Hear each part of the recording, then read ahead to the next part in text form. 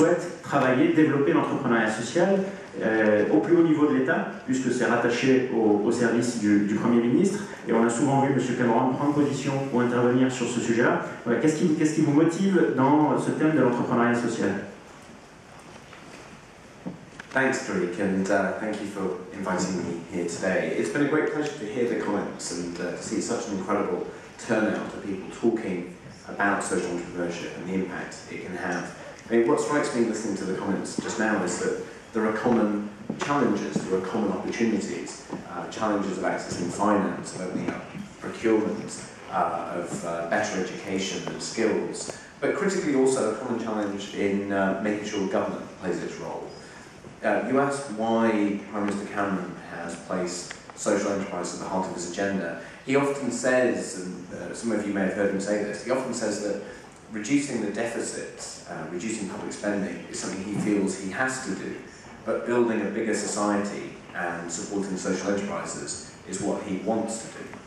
And that really informs and animates all our work across government in every area: welfare reform, healthcare reform, education reform, and so on.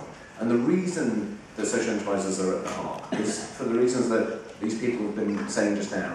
We believe that social enterprises can improve our public services, can make them more innovative, more responsive to local need.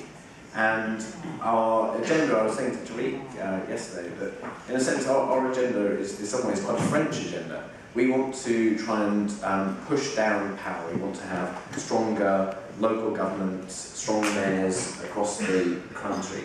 And the way in which you, for example, run your health service, as I understand it, with smaller entities delivering healthcare, is very much a model for us. In the UK, every single person who works in the health system is employed by the state, every area.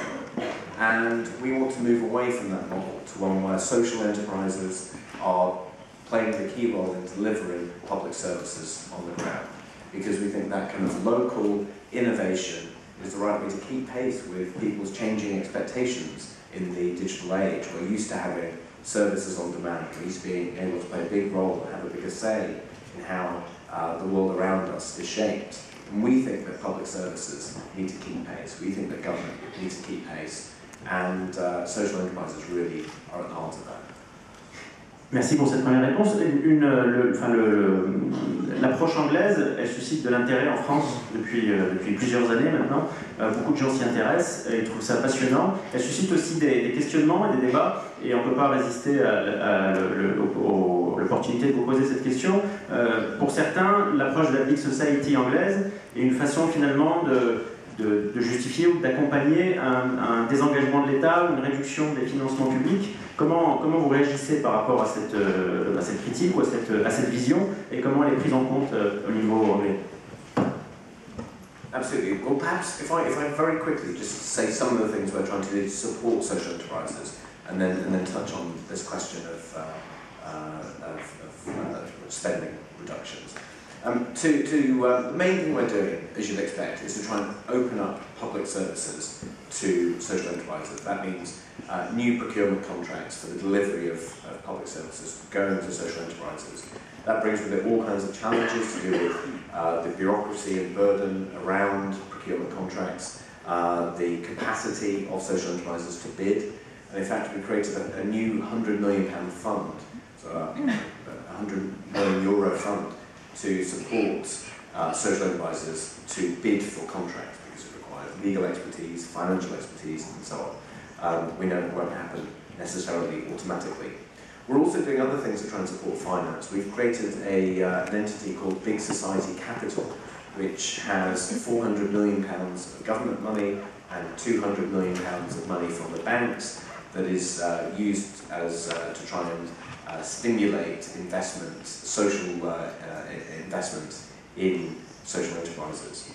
We've also launched a set of social impact bonds, some to tackle recidivism, the criminal justice system. I think someone mentioned that here in France, and also social impact bonds to help support treatment for troubled families, who have a range of social problems and addictions. And all of those social impact bonds, as you might expect, are delivered on a payment by results model, so that social enterprises can do what they do best, can take risks, can innovate, and are paid at the end for delivering fantastic results.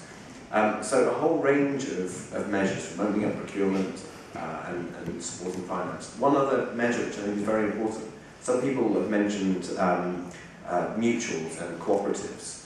These are very, very key to us, employee-owned cooperatives.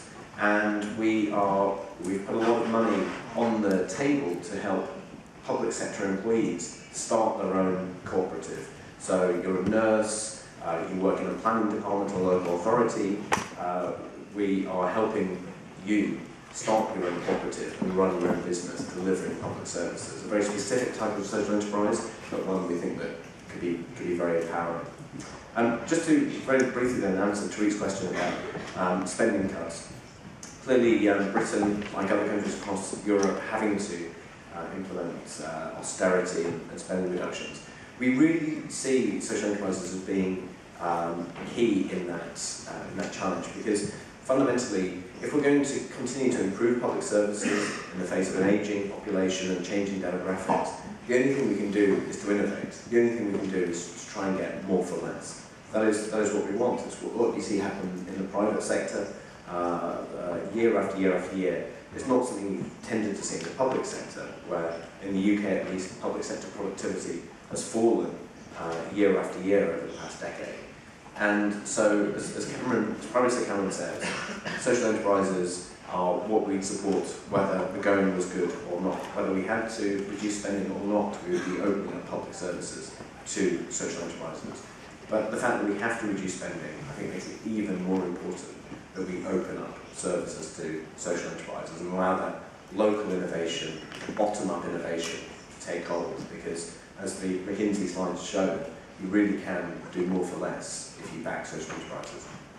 Merci beaucoup pour cette explication, on va y revenir. Je donne la parole à Jérôme Faure, qui est chef de la mission expérimentation sociale, innovation sociale à la délégation générale de la cohésion sociale et qui est en première ligne depuis plusieurs années maintenant sur les politiques publiques en France en faveur du développement de l'économie sociale et de l'entrepreneuriat social, pour lui demander d'une part comment il réagit à tout ce qui a été dit jusqu'à maintenant et également sur la question de savoir pourquoi l'entrepreneuriat social ça doit être un enjeu de politique publique. Est-ce que tous les enjeux qui ont été décrits autour de la table jusqu'à maintenant, efficacité de la dépense publique, rénovation des services publics, création d'emplois, ancrage local, etc. Est-ce que c'est pour ça que les politiques publiques doivent s'y intéresser? Est-ce qu'il y a d'autres éléments qui peuvent justifier un intérêt renforcé de l'État? Voilà, quelle est votre vision par rapport à ces questions-là?